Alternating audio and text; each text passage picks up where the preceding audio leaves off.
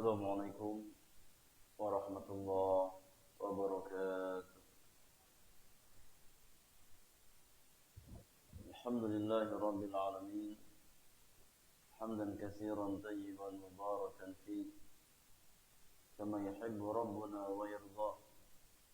Wassalatu wassalamu ala asyrafil mursalin al-mab'uuthi rahmatan lil alamin.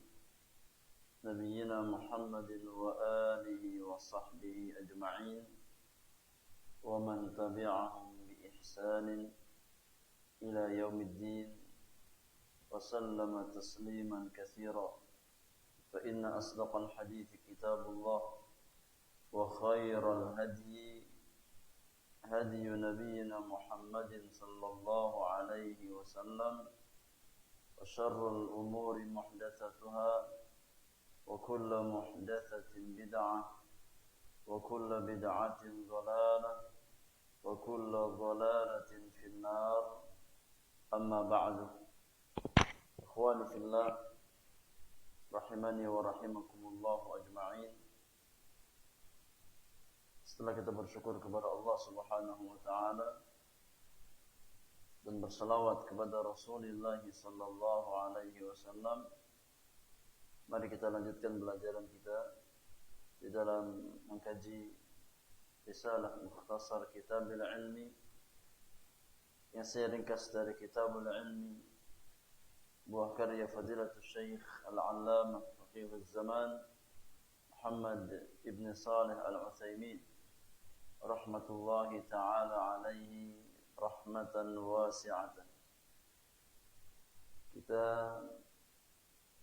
masih membahas poin yang pertama di antara faktor-faktor penunjang bagi seorang talibul ilmi di atas jalan ilmu, yaitu at-taqwa, ketakwaan kepada Allah Subhanahu wa taala. Pada pertemuan yang lalu kita jelaskan bahwasannya at-taqwa merupakan wasiat Allah Subhanahu wa taala kepada hamba-hambanya, dan taqwa merupakan wasiat Rasulullah sallallahu alaihi wasallam kepada umatnya, sebagaimana taqwa merupakan wasiat orang-orang saleh terdahulu kepada keluarga mereka dan kepada setiap orang-orang yang beriman.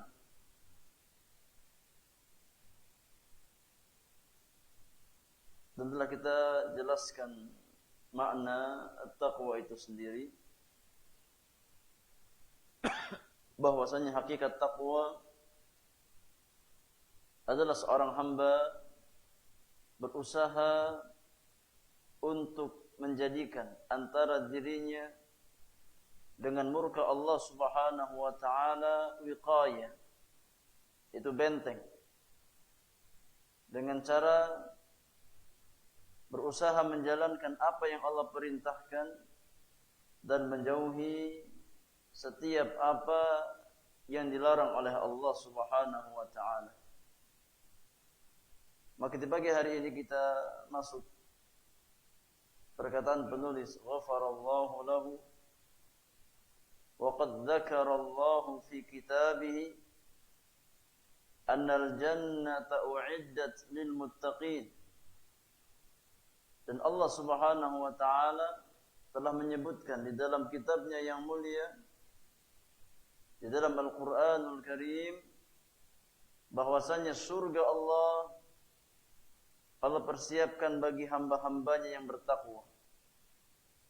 Fa ahlut taqwa hum ahlul jannah. Maka orang-orang yang bertakwa mereka adalah ahli surga. Ja'alanallahu wa iyyakum minhum. Semoga Allah Subhanahu wa taala menjadikan kita semua bagian dari ahlul jannah. Walidzalik yajibu 'alal insan an yattaqiyallaha 'azza wa jalla. Oleh karena itu wajib bagi setiap insan untuk senantiasa bertakwa kepada Allah Subhanahu wa taala. Bagaimana caranya? Yang pertama, imtithalan li amrihi, itu berupaya untuk menjalankan apa yang Allah Subhanahu wa taala perintahkan kepadanya, wa talaban li thawabihi, dalam rangka mengharapkan pahala dari Allah Subhanahu wa taala, wan najat min iqabihi, dan dalam rangka menyelamatkan diri dari hukuman Allah Subhanahu wa taala, dari siksa Allah Subhanahu wa taala. Kemudian kata penulis, qala ta'ala, Allah Subhanahu wa taala berfirman di dalam surat Al-Anfal ayat yang ke-29, menjelaskan 3 faidah taqwa, atau 3 faidah yang paling agung di antara faidah-faidah ketakwaan seorang hamba kepada Rabbul Alamin. Allah Subhanahu wa taala berfirman, memanggil hamba-hambanya yang beriman, ya ayyuhalladzina amanu, wahai orang-orang beriman, in tattaqullaha yaj'al lakum furqana, jika sekiranya kamu bertakwa kepada Allah Subhanahu wa taala, maka Allah akan berikan kepadamu furqan. Wa yukaffir 'ankum sayyi'atikum, dan Allah Subhanahu wa taala akan menghapus kesalahan-kesalahanmu. Wa yaghfir lakum, dan mengampuni dosamu. Wallahu dzul fadlil 'azim, dan Allah Subhanahu wa taala zat yang memiliki karunia yang sangat agung kepada hamba-hambanya. Wa hadhihi al-ayatu fiha 3 fawaid muhimmatin. Pada ayat yang mulia ini, yaitu Al-Anfal ayat yang ke-29, terdapat 3 faidah yang sangat penting. Faidah yang sangat besar di antara faidah-faidah taqwa, sebagaimana Allah Subhanahu wa taala sebutkan di ayat tersebut. Al-faidatul ula, faidah yang pertama di antara faidah taqwa, itu firman Allah Subhanahu wa taala, yaj'al lakum furqana. Jika kamu bertakwa kepada Allah, Allah akan menjadikan untukmu furqan. Allah akan memberikan kepadamu furqan. Apa itu furqan? Ay yaj'al lakum ma tufarriquna bihi bainal haqqi wal batil wa bainad dharri wan nafi'. Furqan artinya pembeda. Ya, tatkala seorang hamba bertakwa kepada Allah, maka Allah akan memberikan untuknya sesuatu yang dengannya dia mampu membedakan antara yang hak dengan yang batil, antara yang bermudarat dengan yang bermanfaat bagi dirinya. Ya, tatkala seorang hamba bertakwa kepada Allah Subhanahu wa taala, Allah berikan dia kemampuan. Ya. Allah jadikan dia mampu untuk membedakan mana yang benar, mana yang salah. Mana jalan ke surga dan mana jalan ke neraka. Mana perkara-perkara yang bermanfaat bagi dirinya dan mana perkara-perkara yang bermudarat baginya. Itu namanya furqan. Wa hadza yadkhul fihi al-ilmu. Maka di antara makna furqan, ya, atau masuk ke dalam makna furqan adalah ilmu. Yang dengan ilmu tersebut Allah Subhanahu wa taala, ya, memberikan kebaikan kepada seorang hamba. Karena memang dengan ilmulah kita bisa membedakan mana yang hak dan mana yang batil. Dengan ilmu kita tahu mana yang bermanfaat bagi kita dan mana yang bermudarat bagi kita. Maka di antara faidah takwa, Allah Subhanahu wa taala akan memberikan seorang hamba furqan, dan di antara makna furqan adalah al-ilmu. Ya, yang dengan ilmu tersebut seorang hamba mampu membedakan mana yang hak dan mana yang batil. bihaitsu yaftahu Allahu 'alal insani minal 'ulum ma la yaftahu li ghairihi. Ya, di mana Allah Subhanahu wa taala akan membukakan pintu-pintu ilmu kepada seorang hamba yang bertakwa kepada Allah Subhanahu wa taala yang tidak Allah bukakan kepada hamba-hamba yang lain. Seorang hamba yang bertakwa kepada Allah Subhanahu wa taala, maka Allah akan membukakan untuknya pintu-pintu ilmu. Fa inna taqwa yahsulu biha ziyadatul huda. Karena dengan ketakwaan itu seorang hamba akan mendapatkan tambahan petunjuk, tambahan hidayah, wa ziyadatul ilmi, dan tambahan ilmu, wa ziyadatul hifzi, dan tambahan kekuatan hafalan. Tatkala seorang hamba bertakwa kepada Allah, semakin kita memperbaiki kualitas takwa kita kepada Allah, maka semakin Allah buka untuk kita pintu-pintu hidayah. Ya, semakin Allah buka untuk kita pintu-pintu ilmu, dan semakin Allah kuatkan hafalan-hafalan kita. Walihada yudhkar 'ani Syafi'i rahimahullahu taala annahu qala. Oleh karenanya disebutkan dari Al-Imam Asy-Syafi'i Muhammad bin Idris rahmatullahi taala alaihi, bahwasanya beliau pernah berkata, syakautu ila waqi'in su'a hifzi. Aku pernah mengeluhkan kepada Imam Waqi', kepada guruku, tentang buruknya kualitas hafalanku, tentang turunnya kualitas hafalanku. Fa arsyadani ila tarkil ma'asi. Maka seorang mu'alim yang rabbani, seorang guru yang rabbani, dia tahu sebabnya. Kenapa muridnya turun kualitas hafalannya? Ya. Bahwasanya di antara pintu terbesar yang menurunkan kualitas ilmu seorang hamba adalah pintu-pintu kemaksiatan. Ya, sebagaimana takwa merupakan sebab bertambahnya ilmu, bertambahnya hidayah, maka dosa dan maksiat merupakan pintu berkurangnya ilmu dan berkurangnya hidayah yang Allah Subhanahu wa taala berikan kepada seorang hamba.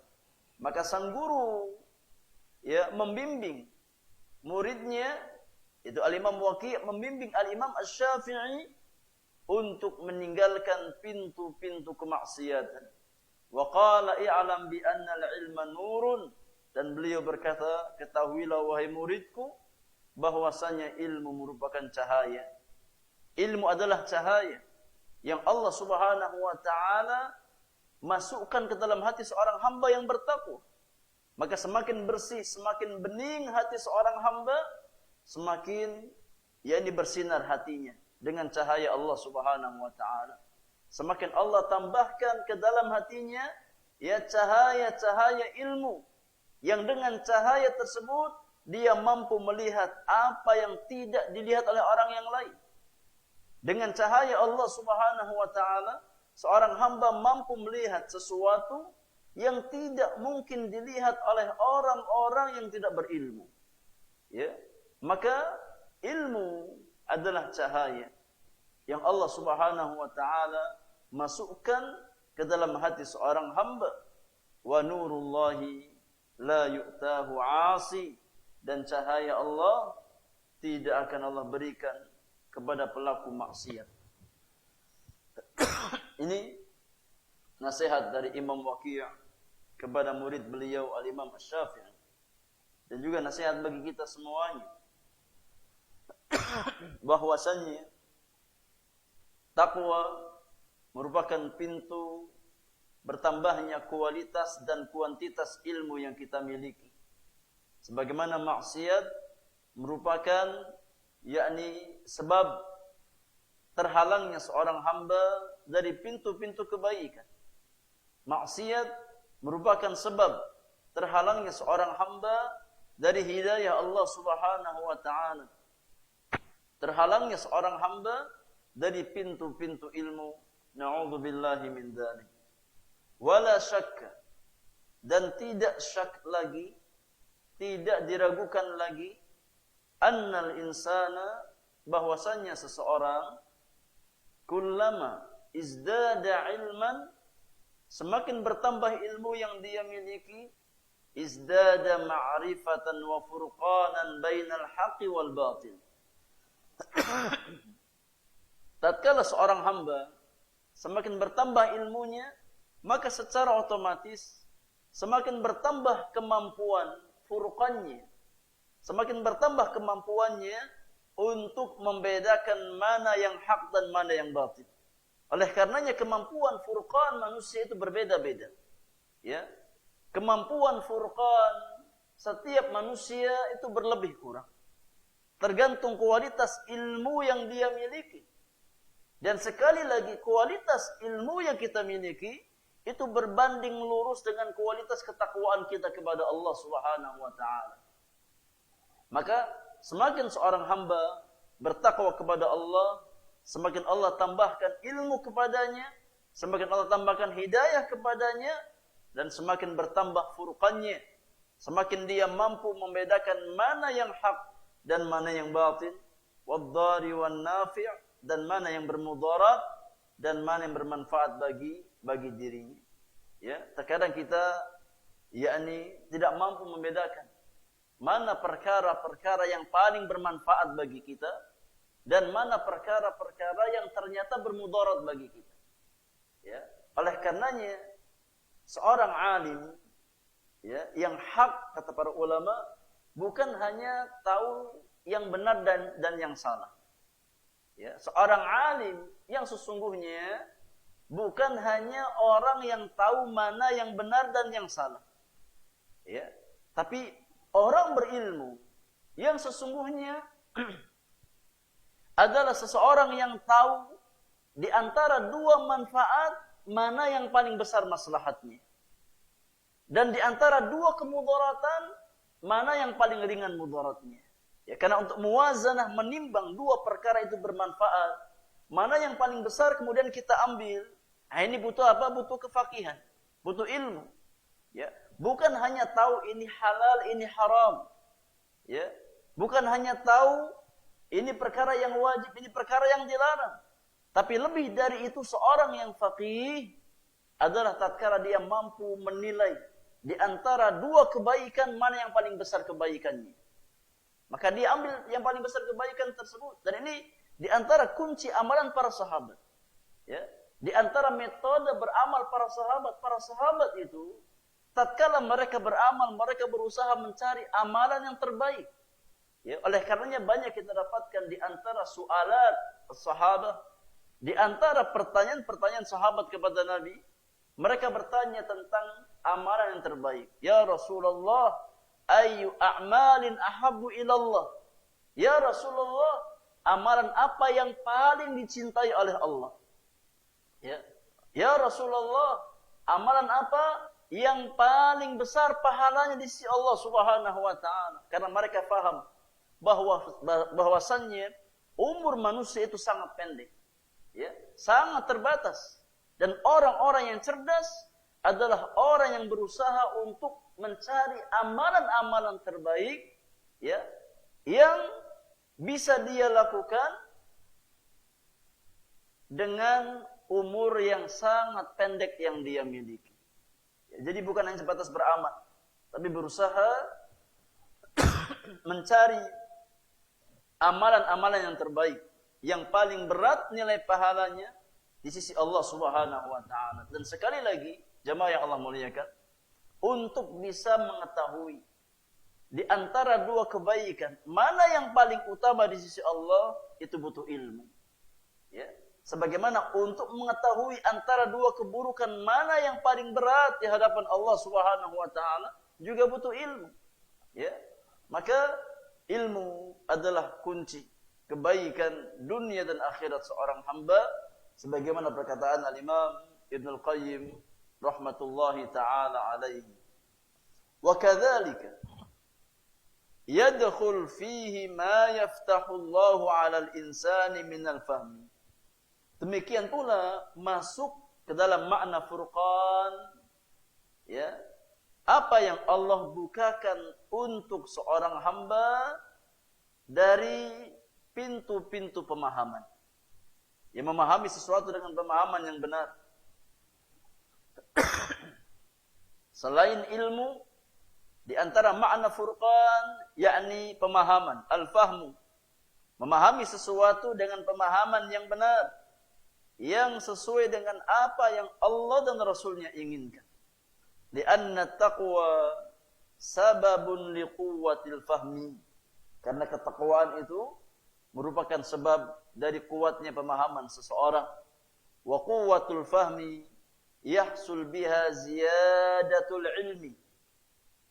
Dan kuatnya pemahaman, ya, akan menghasilkan yakni kuantitas dan kualitas ilmu dalam diri seorang hamba.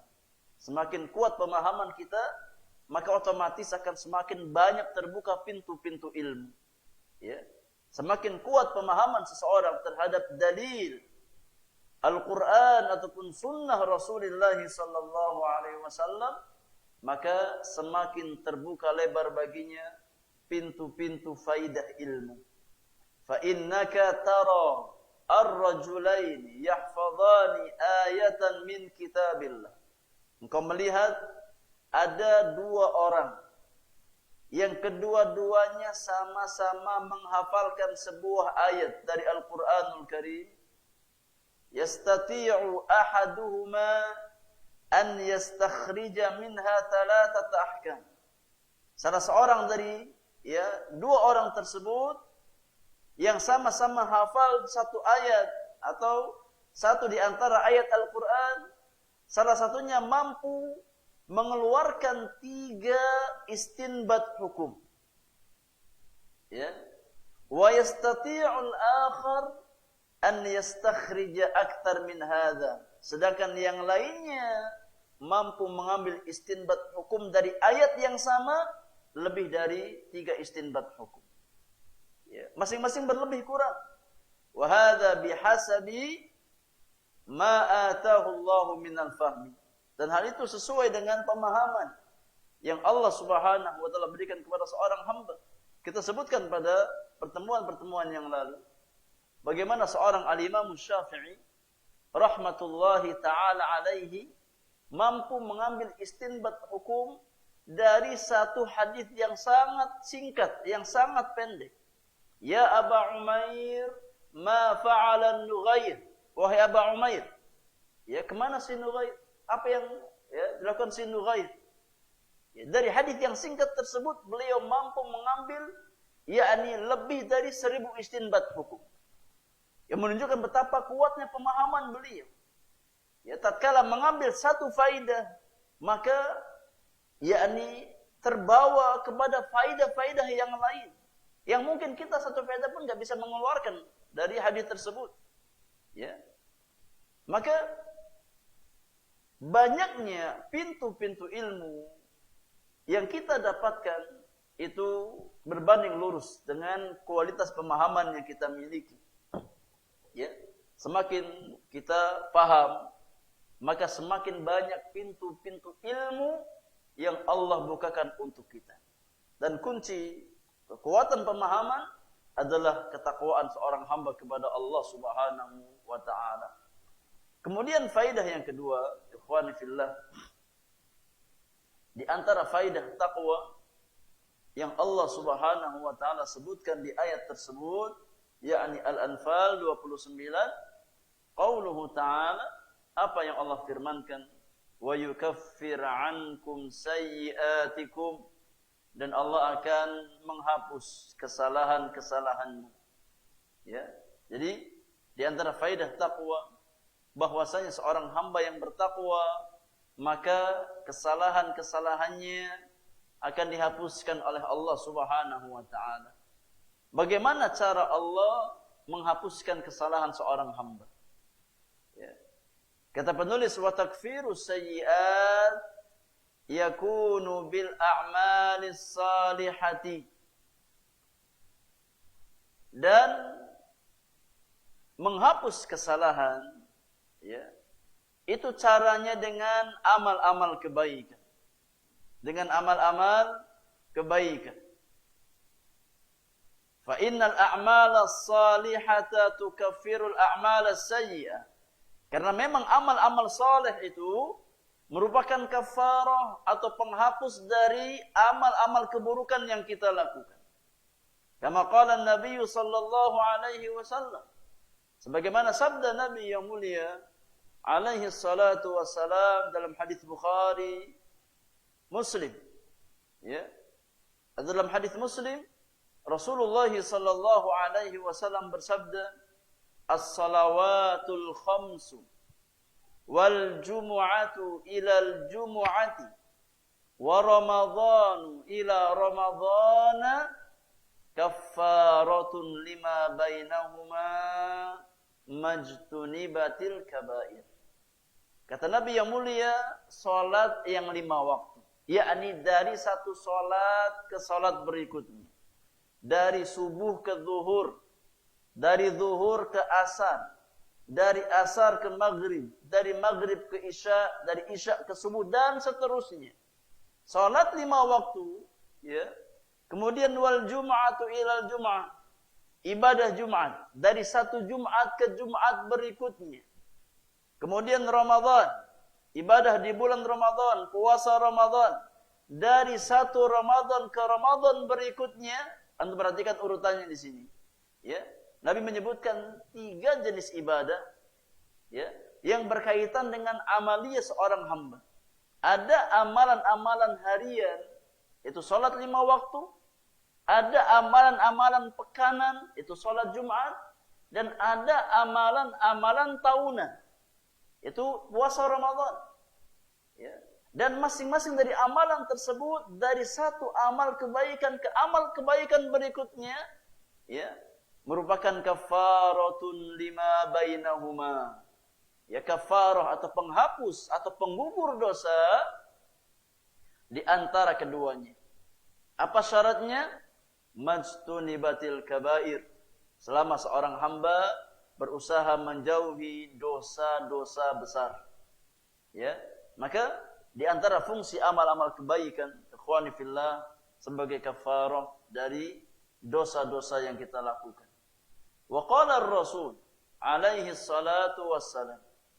Di hadis yang lain, Nabi yang mulia alaihi salatu wassalam juga bersabda, ya, menjelaskan bahwasanya amal saleh merupakan kafarah dari amal sayyi'ah. Ya, amal saleh merupakan penggugur dosa amal-amal keburukan yang kita lakukan. Kata Nabi yang mulia, al-umratu ilal umrati kafaratun lima bainahuma. Antara satu umrah dan umrah berikutnya merupakan penggugur atau kafarah, ya, dosa di antara keduanya. Maka semakin banyak kita melaksanakan umrah biidznillah azza wa jalla, semakin banyak dosa-dosa yang Allah gugurkan dari kita. Fal kafaratu takunu bil a'malis salihah. Maka kafarah dosa, kafarah kesalahan kita itu dengan amal-amal saleh. Apa maknanya? Ya, orang yang bertakwa akan dihapuskan kesalahan-kesalahannya. Kata penulis, wa hadza ya'ni annal insana idza taqallaha azza wa jalla sahhala lahu al-a'mal as-salihata allati yukaffiru Allahu biha anhu. Maka makna ayat di atas, wa yukaffir ankum sayyi'atikum, bahwasanya orang yang bertakwa kepada Allah Subhanahu wa taala, maka Allah akan memudahkan baginya pintu-pintu amal saleh. Ya. Orang yang takwa kepada Allah, Allah akan meringankan langkah kakinya, Allah akan meringankan anggota badannya untuk beramal saleh, yang dengan amal-amal saleh tersebut Allah akan gugurkan kesalahan-kesalahannya. Itu makna wa yukaffir ankum sayyi'atikum. Ya, maknanya orang yang bertakwa kepada Allah akan dimudahkan oleh Allah Subhanahu wa taala untuk beramal saleh. Maka dari sini ikhwani fillah, hendaknya seorang mukmin mengintrospeksi dirinya. Hendaknya kita muhasabatun nafsi. Ya. Tatkala kita merasa sulit untuk berbuat kebaikan, tatkala kita merasa berat untuk beramal saleh, pasti ada sesuatu, ya, yang membuat kita berat dari amal kebaikan tersebut.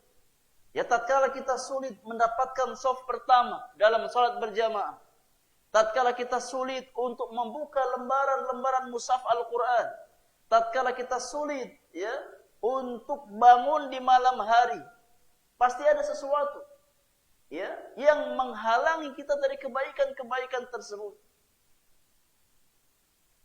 Sebagaimana takwa merupakan pintu, ya, amal saleh, sebagaimana takwa merupakan motor penggerak kepada jalan-jalan kebaikan, maka lawan dari takwa, yakni dosa dan maksiat, itulah yang membelenggu hati kita dari amal-amal kebaikan. Oleh karena itu, tatkala datang seorang laki-laki kepada Al-Imam Al-Hasan Al-Basri, "Wahai Imam, ya kenapa saya ini sulit salat malam? Ya, padahal saya sudah punya keinginan, sudah punya niatan untuk bangun di malam hari, untuk salat tahajud menghadap Allah Subhanahu wa taala. Namun tatkala datang waktu malam sangat sulit bagi kedua mata saya untuk terbangun, untuk terjaga di malam hari." Maka Al-Imam Al-Hasan Al-Basri berkata, "Wahai fulan, qayyadatka dhunubuka." Wahai fulan, ketahuilah tatkala engkau merasa sulit dari pintu-pintu kebaikan, maka engkau terbelenggu oleh dosa-dosamu. Ya, yang membelenggu kita adalah dosa-dosa kita. Ya, yang membuat kita yakni sulit untuk mengamalkan amal-amal kebaikan adalah kemaksiatan-kemaksiatan kita. Ya, maka hendaknya kita senantiasa muhasabatun nafsi, melihat, ya, kondisi jiwa-jiwa kita. Ya, apakah selama ini kita dimudahkan oleh Allah di atas amal kebaikan? Hendaknya kita bersyukur kepada Allah agar ditambah di atas pintu-pintu kebaikan yang lain, atau sebaliknya. Ya, selama ini kita dipersulit oleh Allah di atas pintu-pintu kebaikan, maka hendaknya kita bertaubat dan beristighfar kepada Allah Subhanahu wa taala, karena cara untuk melepas buhul atau tali yang mengikat hati kita dari amal-amal kebaikan adalah dengan cara bertaubat dan beristighfar kepada Allah Subhanahu wa taala. Wa tubu ila Allahi jami'an ayyuhal mu'minuna la'allakum tuflihun. Bertaubatlah wahai orang-orang beriman, ya, kepada Allah Subhanahu wa taala agar kamu mendapatkan keberuntungan. Kemudian faidah yang ketiga, di antara faidah takwa jemaah yang Allah muliakan, yang Allah sebutkan di ayat tersebut, qauluhu ta'ala, yaitu firman Allah Subhanahu wa ta'ala, "Wa yaghfir lakum," dan Allah akan mengampuni dosa-dosamu. Maka di antara faidah takwa, bahwasannya ketakwaan seorang hamba menjadi sebab, ya, diampuni dosa-dosanya oleh Allah Subhanahu wa ta'ala. Apa maknanya? Apa makna seorang hamba diampuni dosanya oleh Allah dengan ketakwaannya? Maknanya, kata penulis, bi an yuyassirakum lil istighfari wat taubah. Ya, orang yang bertakwa maka akan dimudahkan oleh Allah Subhanahu wa taala untuk beristighfar dan bertaubat kepada Allah Subhanahu wa taala. Ya, semakin kita bertakwa kepada Allah, semakin ringan lisan kita beristighfar.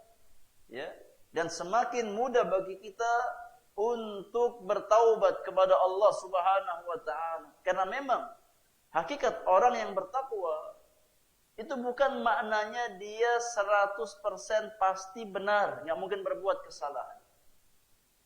Ya. Makna orang yang bertakwa bukan berarti apa? Dia maksum dari kesalahan, tidak.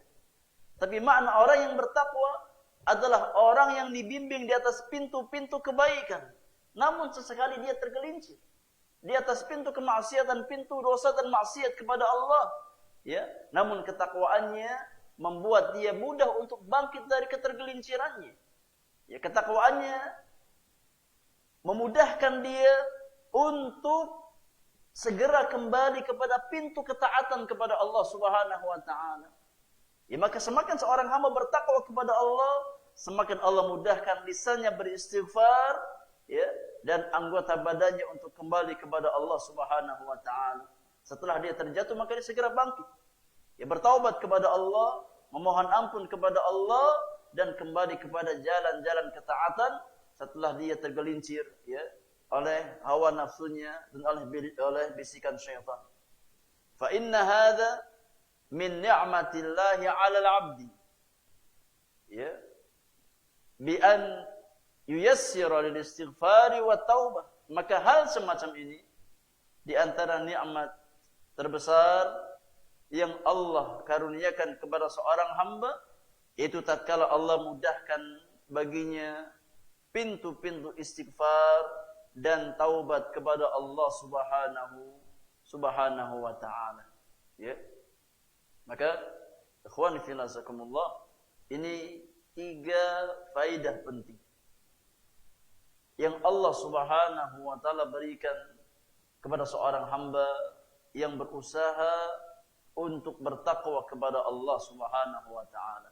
Yang pertama, Allah berikan dia furqan, dan di antara makna furqan adalah ilmu dan pemahaman yang benar, pemahaman yang baik tentang hidayah Allah, tentang petunjuk Allah Subhanahu wa taala, tentang Al-Qur'anul Karim dan sunnah Rasulullah sallallahu alaihi wasallam. Faedah yang kedua, bagi orang yang bertakwa, Allah akan menghapus kesalahan-kesalahannya.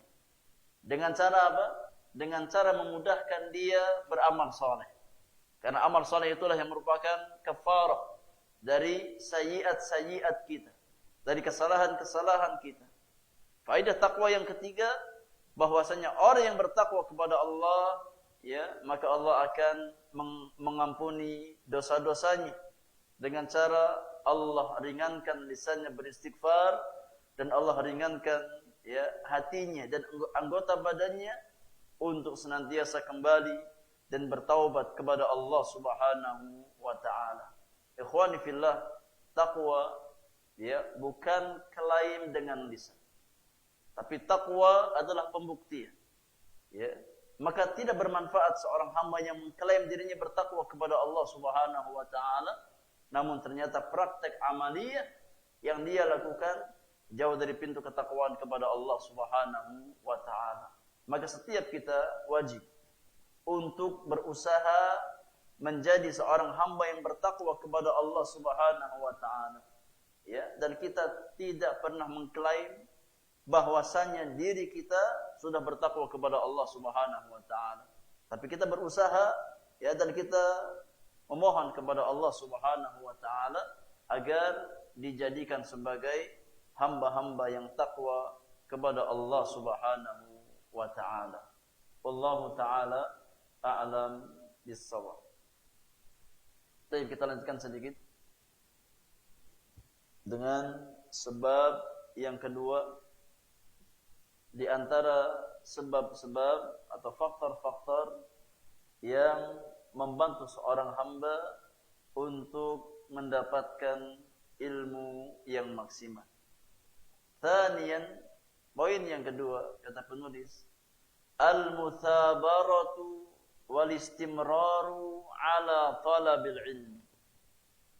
Bersikap tekun dan continue dalam menuntut ilmu. Bersikap tekun dan continue dalam menuntut ilmu. Yata'ayyanu ala talibil ilmi an yabdhulal juhda fi idrakil ilmi wa sabri alaihi. Kata penulis, wajib, ya, wajib ain atas setiap penuntut ilmu untuk berusaha mengerahkan, ya, segenap kemampuannya dalam mendapatkan ilmu dan berusaha bersabar di atas jalan ilmu. Ya, kita harus berusaha semaksimal mungkin dengan kemampuan yang kita miliki untuk mendapatkan faidah-faidah ilmu. Ya, kita keluar ke majelis ilmu, kita duduk di majelis ilmu, kemudian kita berusaha menyabarkan diri kita di atas jalan ilmu. wa an yahtafidha bihi ba'da tahsilihi. Kemudian kita pun berusaha untuk menjaga ilmu-ilmu yang kita dapatkan, ya, dari majelis ilmu. Setelah kita mendapatkan ilmu, maka kita berusaha untuk menjaga ilmu tersebut agar jangan sampai lepas, agar jangan sampai hilang. Fa innal ilma la yunalu bi rahatil jismi. Karena sesungguhnya ilmu itu tidak mungkin didapatkan dengan fisik yang santai. Ya, tidak mungkin ilmu didapatkan dengan fisik yang santai. Tapi dengan mujahadah, dengan kesungguhan, dengan kerja keras, ya, maka kita akan mendapatkan ilmu. Fayaslukul muta'allimu jami'at turuqil musilati ilal ilmi wa huwa muthabun ala dhalik. Maka seorang muta'allim, seorang talibul ilmi berusaha untuk menempuh semua jalan-jalan ilmu yang sanggup untuk dia tempuh, yang mungkin untuk dia lalui, ya. Dia berusaha menempuh jalan-jalan ilmu yang bisa mengantarkan dia kepada faidah-faidah ilmu. Dan ingat, tatkala kita berusaha menempuh jalan ilmu, maka di sana ada pahala Allah Subhanahu wa taala. Tatkala kita melangkahkan kedua kaki kita ke majelis-majelis ilmu, maka di sana ada pahala yang Allah janjikan kepada setiap talibul ilmi yang datang menuju majelis-majelis ilmu dengan niat yang ikhlas karena Allah Subhanahu wa taala. Lima thabata fi sahih Muslim, berdasarkan hadis yang sahih yang dikeluarkan oleh Imam Muslim dalam sahihnya, anin Nabi sallallahu alaihi wasallam annahu qala, dari Nabi yang mulia alaihi salatu wassalam, bahwasannya beliau bersabda, kata Nabi yang mulia, man salaka tariqan yaltamisu bihi ilman sahhalallahu lahu tariqan ilal jannah. Kata Nabi yang mulia, barang siapa yang menempuh satu perjalanan dalam rangka mencari ilmu, dalam rangka menuntut ilmu, dia datang ke majelis-majelis ilmu karena ingin belajar, ingin menuntut ilmu. Dia datang membawa niat yang ikhlas karena Allah Subhanahu wa taala, maka Allah akan mudahkan baginya jalan menuju surga Allah Subhanahu wa taala. Ya.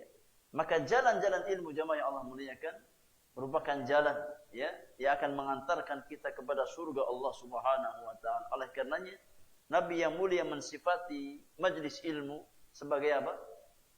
Sebagai taman surga, ya, sebagai raudhatul jannah. Ya, maka tatkala seorang hamba ringan langkah kakinya di dunia ke majlis-majlis ilmu biiznillah, ya, langkah itulah yang akan meringankan dia di akhirat nanti untuk masuk ke dalam surga Allah Subhanahu wa taala. Maka al-jazaa' min jinsil amal. Balasan seseorang sesuai dengan jenis amal yang dia lakukan. Tatkala seseorang ringan langkah kakinya ke majlis-majlis ilmu di dunia, ke taman-taman surga di dunia, maka Allah akan ringankan langkahnya untuk berjalan menuju surga Allah Subhanahu wa taala di hari kiamat nanti. Falyuthabir talibul ilmi wa yajtahid wa yashhar al-layali wa yada' anhu kulla ma yasrifuhu aw yushghiluhu an talabil ilmi. Maka hendaknya seorang penuntut ilmu itu berusaha tekun, ya, dan bersungguh-sungguh, kalau bisa begadang di malam hari, ya, dan berusaha untuk meninggalkan segala sesuatu yang menyibukkan dia dari ilmu, yang bisa memalingkan dia dari jalan-jalan ilmu, dari hal-hal yang mubah sifatnya, apalagi maksiat. Ya, kita berusaha untuk menjadi orang-orang yang cerdas. Tatkala dihadapkan, ya, di hadapan dua pilihan, yang pertama mubah, yang kedua ibadah, maka hendaknya kita mengambil jalan ibadah. Ya. Jangan sampai kita tersibukkan dari ibadah dengan perkara-perkara yang mubah. Jangan sampai kita tersibukkan dari menuntut ilmu karena tersibukkan dengan perkara-perkara yang mubah dari urusan-urusan dunia. Walisalafis salih qadaya masyhura fil muthabarah ala talabil ilmi. Dan orang-orang saleh terdahulu mereka memiliki kisah-kisah yang masyhur bagaimana ketekunan mereka dalam menuntut ilmu, bagaimana kesungguhan mereka dalam menuntut ilmu, bagaimana perjuangan mereka dalam menuntut ilmu. Hatta annahu yurwa an Ibnu Abbas radhiyallahu anhuma. Yang diriwayatkan atau dikisahkan, dinukilkan dari sahabat yang mulia Abdullah bin Abbas radhiyallahu anhuma, annahu su'ila bima adraktal ilma. Bahwasanya beliau pernah ditanya, dengan cara apa wahai Ibnu Abbas engkau mendapatkan ilmu yang sangat luas? Ya. Kita tahu Ibnu Abbas digelari dengan apa? Dengan habrul ummah wa turjumanul Quran. Ulamanya umat ini dan penerjemah Al-Quranul Karim. Maka beliau pernah ditanya ya tentang rahasia yang beliau miliki sehingga bisa mendapatkan ilmu yang begitu luas. Apa rahasianya wahai Ibnu Abbas? Maka beliau berkata, menjelaskan kunci suksesnya di atas jalan ilmu, sehingga Allah berikan kepadanya ilmu yang sangat luas. Ya. Kata Ibnu Abbas, bilisanin sa'ul, wa qalbin aqul, wa badanin ghairi ma'ul. Aku dapatkan ilmu tersebut yang pertama dengan lisan yang sa'ul. Lisan yang mudah bertanya. Ya, tatkala ada hal-hal yang kurang aku paham, maka aku bertanya kepada guruku. Ya, kepada yang memiliki ilmunya. Maka bertanya di antara pintu ilmu. Ya, karena dengan bertanya seseorang akan mendapatkan faidah-faidah ilmu. Dan Allah Subhanahu wa taala perintahkan kita untuk bertanya kepada ahli ilmu. Allah Subhanahu wa taala berfirman, "Fas'alu ahla dzikri in kuntum la ta'lamun." Bertanyalah kepada ahlinya jika kamu tidak berilmu, ya. Jika kamu tidak mengetahui suatu perkara. Kemudian kunci yang kedua kata Ibnu Abbas, wa qalbin aqul, dan hati yang berakal. Hati yang berusaha untuk paham apa yang disampaikan. Ya. Dan ini sangat penting. Karena bejana ilmu yang sesungguhnya adalah hati-hati kita. Sejauh mana hati kita menangkap ilmu, maka itu ilmu yang kita dapatkan. Oleh karenanya, seorang talibul ilmi harus paham bahwasannya inti bejana ilmu bukan pada buku-buku yang dia miliki. Ya, tapi bejana ilmu yang sesungguhnya ada pada hati-hati kita. Sejauh mana kita menghadirkan hati di majelis ilmu, maka sejauh itu Allah Subhanahu wa taala akan memberikan pemahaman kepada kita. Maka tatkala kita berusaha untuk mencari ilmu, menuntut ilmu, meniti jalan ilmu, pastikan kita datang membawa hati-hati kita. Ya. Bukan hanya sebatas menghadirkan fisik kita, ya, tanpa menghadirkan hati kita. Kemudian yang ketiga, di antara kunci sukses Abdullah bin Abbas di atas jalan ilmu, ya, kata beliau, wa badanin ghairi ma'ul, dan badan atau fisik yang tidak gampang miring. Ya, fisik yang tidak gampang tumbang di majelis ilmu.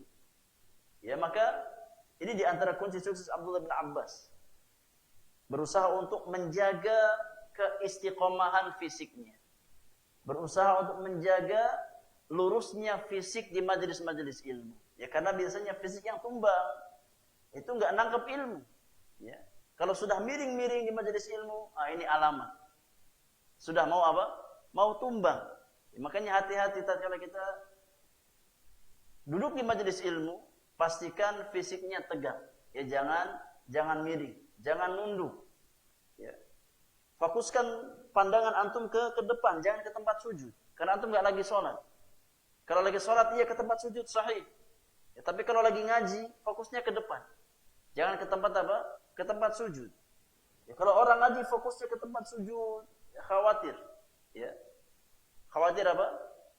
Khawatir miring. Kalau sudah miring, khawatir apa? Khawatir tumbang. Ya. Di antara kunci sukses Abdullah bin Abbas, beliau senantiasa menjaga fisik beliau, ya, agar tidak gampang tumbang. Artinya nggak gampang menyerah. Ya, nggak gampang menyerah. Ini 3 kunci sukses Abdullah bin Abbas, ya, di atas jalan ilmu. Taib yang terakhir, wa anhu aidan, dari Ibnu Abbas juga radhiyallahu anhuma, beliau berkata, in kana la yablughunil haditsu 'anir rajul faati babahu. Tatkala aku mendengar, ya, sampai kabar kepadaku ada satu hadis yang dimiliki oleh seseorang, yang aku belum tahu hadis tersebut, maka aku akan berusaha untuk mendatangi pintu rumahnya, untuk mencari hadis tersebut. Fa'ati babahu wa huwa qailun fa'atawassadu ridai ala babihi.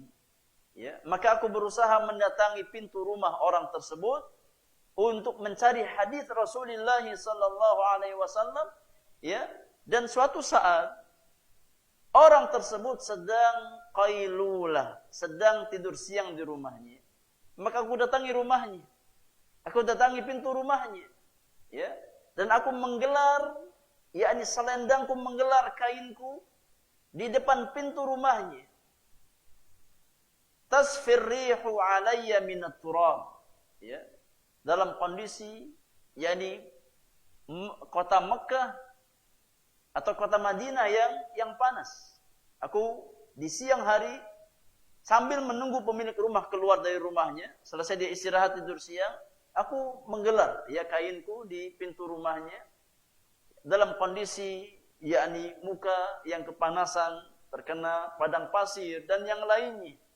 Tapi tetap bersabar, ya, sampai menunggu orang tersebut keluar. Sampai menunggu yang memiliki hadis tersebut keluar dari rumahnya. Fayakhruj. Akhirnya dia pun keluar. Ya. Fayaqul, dan kemudian dia berkata, tatkala sahabat tersebut melihat di depan pintu rumahnya ada sosok Ibnu Abbas, maka dia kaget. Dia terkejut.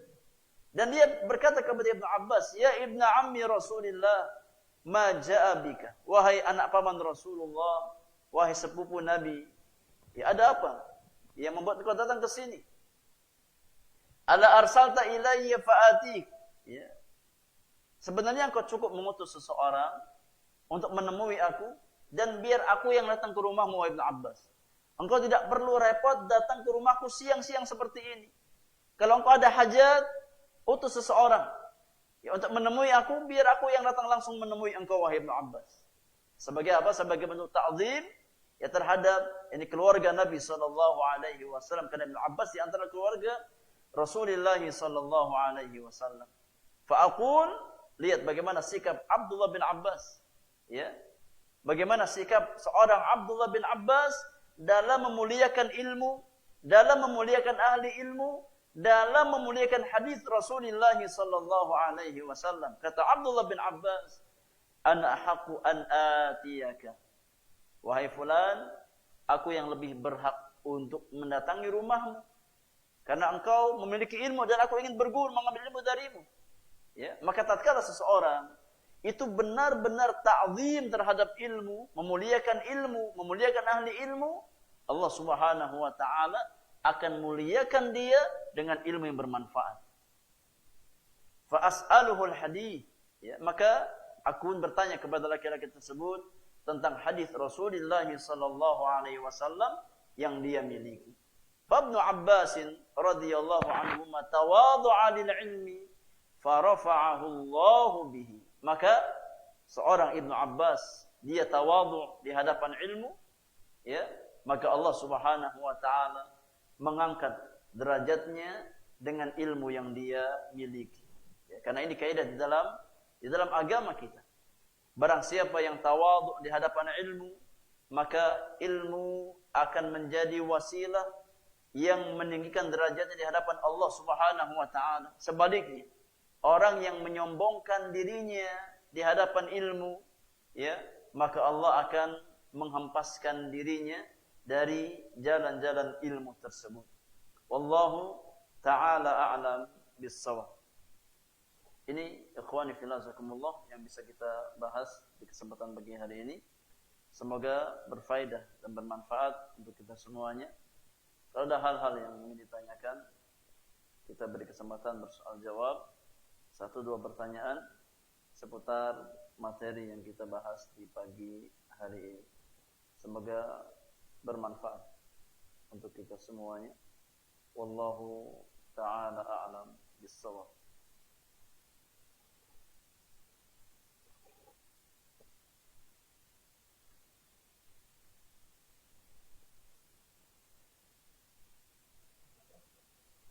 Tafadhal.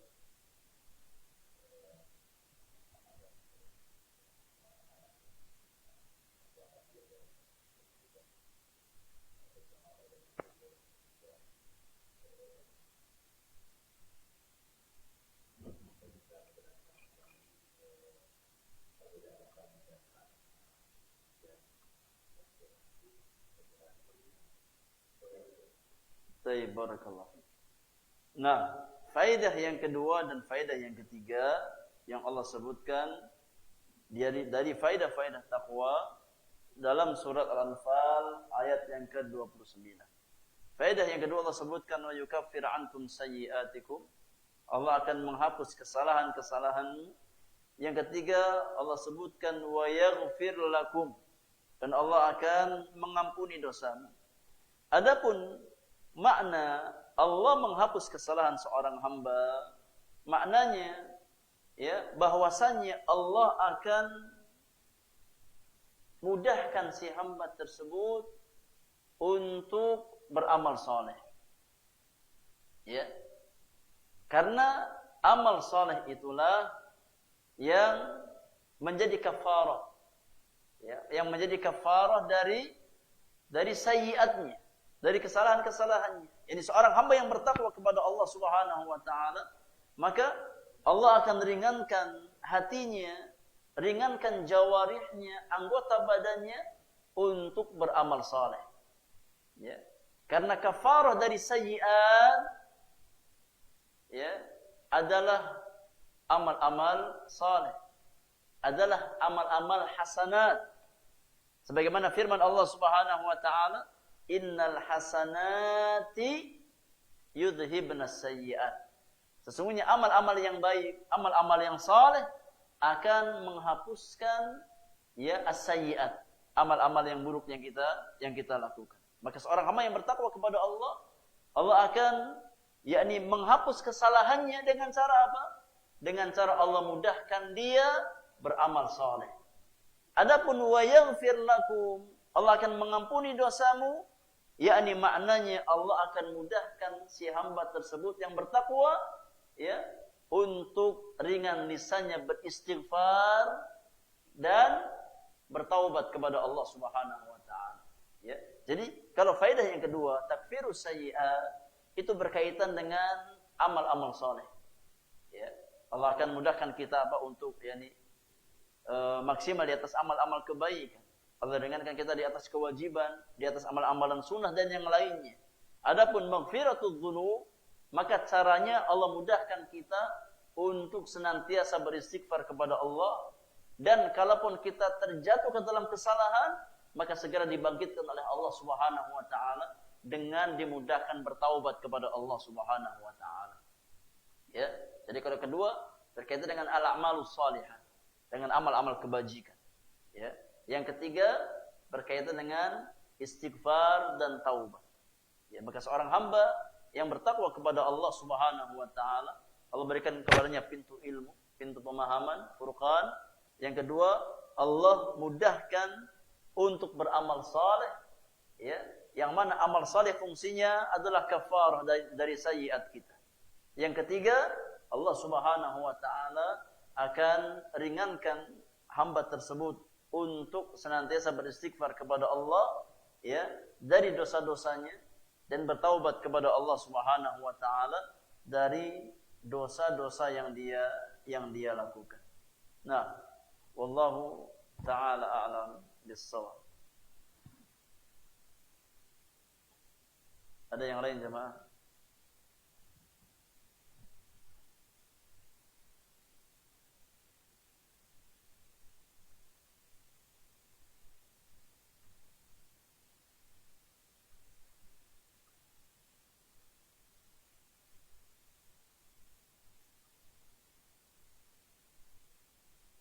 Baik.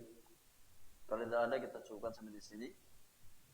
Semoga apa yang kita pelajari Allah jadikan sebagai pemberat amal kebaikan kita, dan Allah jadikan sebagai penghapus kesalahan-kesalahan kita, dan sebagai wasilah yang memudahkan langkah kita ke surga Allah Subhanahu wa taala. Wa sallallahu ala nabiyyina Muhammadin wa alihi wa sahbihi ajma'in. Wa akhiru da'wana alhamdulillahi rabbil alamin. Subhanakallahumma wa bihamdika asyhadu an la ilaha illa anta astaghfiruka wa atubu ilaik. Assalamualaikum warahmatullahi wabarakatuh.